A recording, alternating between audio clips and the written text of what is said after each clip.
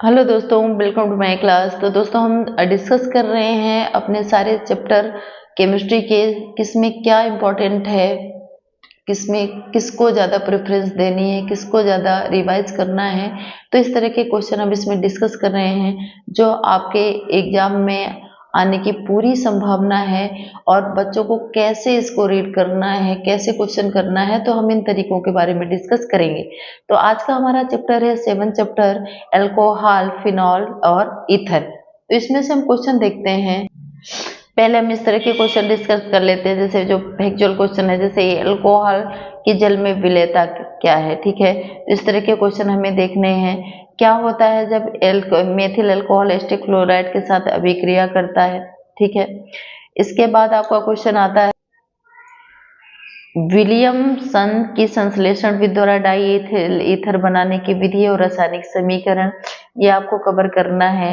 इसके बाद आप मेथिल अल्कोहल और एथिल अल्कोहल में अंतर कैसे करेंगे, केवल एक रासायनिक परीक्षण तथा अभिक्रिया का समीकरण दीजिए। ठीक है, तो इस तरह के क्वेश्चन इसमें आपको रीड करना है।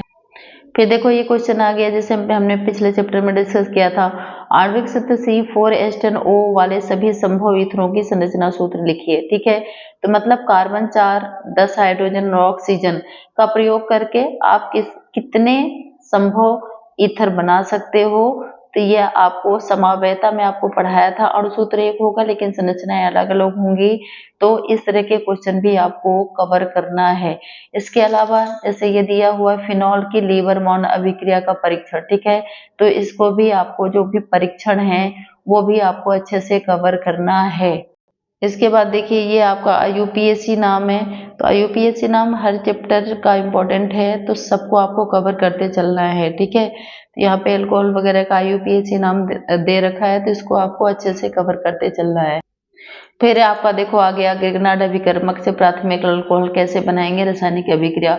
तो ग्रिग्नार्ड अभिकर्मक हमने पिछले चैप्टर में भी देखो पढ़ा था और इसमें भी है, तो आपको ग्रिग्नार्ड अभिकर्मक क्लियर रखना है। इसका सूत्र वगैरह किसके साथ क्रिया करके क्या देता है, तो ये आपको क्लियर रखना है। इसके अलावा मेथिल अल्कोहल से डाई मेथिल ईथर कैसे प्राप्त करोगे, तो ये कई तरह से कैसे प्राप्त करोगे, क्या होता है जब इसमें इस तरह का क्वेश्चन पूछा जाता है, तो ध्यान रखना है। ठीक है, फिर इसके बाद फिर से देखो ये C4H10O अणुसूत्र के समीकरण अल्कोहल तथा ईथरों के IUPAC नाम लिखिए। तो मतलब जितनी इसकी समावेश संरचनाएं बनती हैं उनका IUPAC नाम आपको कवर करना है। ठीक है, इसके बाद ये आता है प्राथमिक, द्वितीयक तथा तृतीयक अल्कोहल में अंतर करने के लिए विहाइड्रोजनीकरण विधि का वर्णन कीजिए, रासायनिक समीकरण दीजिए। तो ये भी आपको देखना है, विहाइड्रोजनीकरण मतलब हाइड्रोजन का निकलना किसी अभिक्रिया में से आपका क्या है, विहाइड्रोजनीकरण। ठीक है, तो ये भी आपको कवर करते चलना है। फिर देखो क्लोरोबेंजीन से फिनॉल बनाने की रासायनिक अभिक्रिया, तो क्लोरोबेंजीन से आप फिनॉल कैसे प्राप्त करोगे, ये भी क्वेश्चन आपको पढ़ना है। फिर है आपका मेथिल अल्कोहल से एथिल अल्कोहल, या एथिल अल्कोहल से मेथिल अल्कोहल, तो ये दोनों टाइप के क्वेश्चन आपको पूरा कवर करना है। फिर देखो आगे कैसे प्राप्त करोगे। ठीक है, तो डाई एथिल ईथर से एथिल अल्कोहल, और एथिल आयोडाइड से डाई एथिल ईथर, और डाई एथिल ईथर से एथिल एसीटेट। ठीक है, तो लगभग मिलती जुलती अभिक्रियाएं हैं, इनको कर लेना है। ठीक है, और इस तरह के क्वेश्चन भी देखना है बच्चों। जैसे देखिए कारण बताइए कि मेथॉक्सीमीथेन की तुलना में एथेनॉल का क्वथनांक ज्यादा होता है, बॉइलिंग पॉइंट ज्यादा होता है। तो इस तरह के क्वेश्चन भी आपको देख लेना है।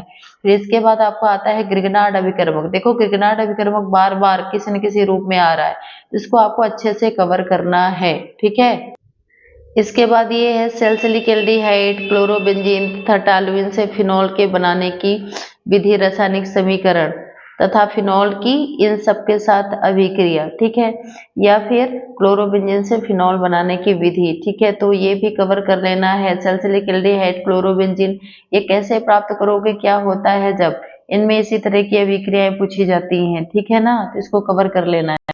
फिर देखो अभिक्रियाओं में आ गया आपका राइमर-टीमन अभिक्रिया, कोल्बे अभिक्रिया तथा कोल्बे स्मिथ अभिक्रिया, इसको आपको करना है।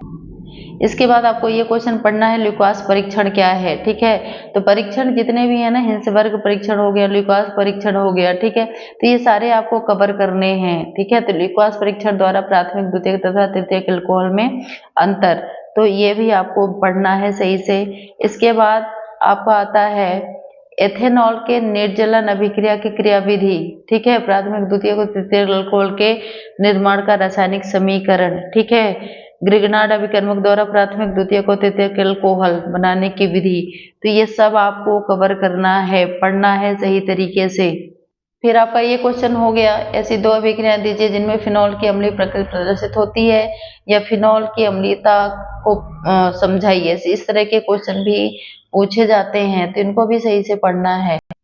इसके बाद देखिए सेम क्वेश्चन ये भी है, फिनॉल की अम्लीय प्रकृति को स्पष्ट कीजिए। अब फिनॉक्साइड की आयन के स्थायित्व का कारण समझाइए। फिनॉल के अम्लीय लक्षण को परिभाषित कीजिए, स्पष्ट कीजिए। तो ये वही क्वेश्चन है, देखो घुमा के कैसे पूछ दिया, तो ये भी आपको ध्यान रखना है। इसके बाद इसमें देखिए फ्रीडल क्रॉफ्ट अभिक्रिया, ठीक है, एनिसोल का नाइट्रीकरण, ठीक है, एथेनोइक अम्ल माध्यम में एनिसोल का ब्रोमीनीकरण। तो ये क्वेश्चन भी आपको कवर करना है। इसी तरह के क्वेश्चन आते हैं 1-1, 2-2 नंबर में, ठीक है। तो जैसे इस तरह की दे दिया और इसमें 1-1, 2-2 नंबर इसमें कर दिया, तो फिर आपके इसमें से हो जाते हैं 5 से 6 नंबर, ठीक है। तो ये चीजें भी आपको ध्यान रखनी है। अब ये क्वेश्चन देखिए आपका विलियमसन ईथर संश्लेषण, असम्मित ईथर, असम्मित ईथर और विलियमसन संश्लेषण पर संक्षिप्त टिप्पणी लिखिए।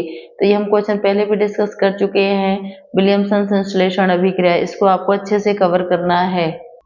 फिर आपका ये क्वेश्चन है, अल्कोहल, फिनॉल तथा ईथर के प्रमुख उपयोग, अल्कोहल के प्रमुख उपयोग, फिनॉल के प्रमुख अनुप्रयोग।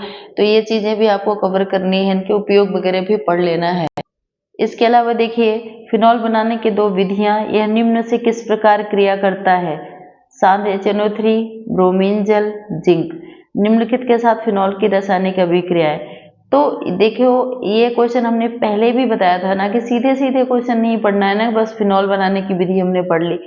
जो केमिस्ट्री में क्वेश्चन है कुछ इस टाइप से देता है, तो इसी में आप फिर परेशान हो जाते हो। तो आप इसको पहले से ही क्लियर करते चलो ना, घबराना किस लिए, आपने पहले से पढ़ रखा है, लेकिन आप इकट्ठा पढ़ रखे हो मेथड के रूप में।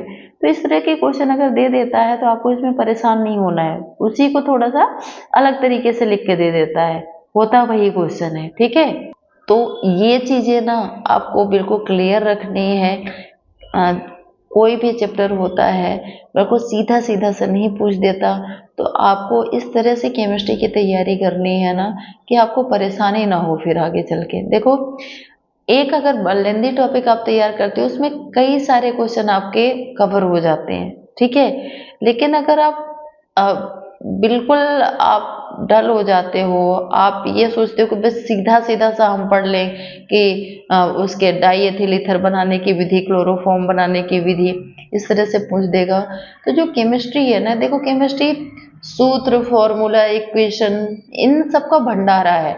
तो वो सिर्फ थ्योरी बस नहीं पूछता, वो ये चाहता है कि आप थ्योरी के साथ उसके इक्वेशन को, उसकी अभिक्रियाओं को अच्छी तरह से समझाओ, ठीक है। बहुत लेंदी क्वेश्चन नहीं पूछता, बहुत बड़े बड़े नहीं पूछता, ठीक है। आप ऐसे ही डरते हो, आउट ऑफ सिलेबस कुछ नहीं आता, उसी में से आता है। लेकिन अगर थोड़ा भी वो घुमा के पूछ देना, तो हम चूंकि हम क्वेश्चन उस तरह से पढ़े नहीं रहते, इसलिए हमें कंफ्यूजन होता है। तो ऐसे नहीं करना है, ठीक है। आपको देखो सब में वही है, बस थोड़ा थोड़ा सा कभी किसी के साथ अभिक्रिया, कभी किसी के साथ अभिक्रिया, इस तरह से पूछ दिया है, बाकी क्वेश्चन वही है। फिनॉल की अम्लीयता का गुण, फिनॉल इसके साथ क्रिया करके ये बनाता है, उसके साथ क्रिया करके वो बनाता है, ये सारी चीजें हैं। लेकिन अगर आपने पढ़ा है तो आप इसको अच्छे से कवर कर लोगे।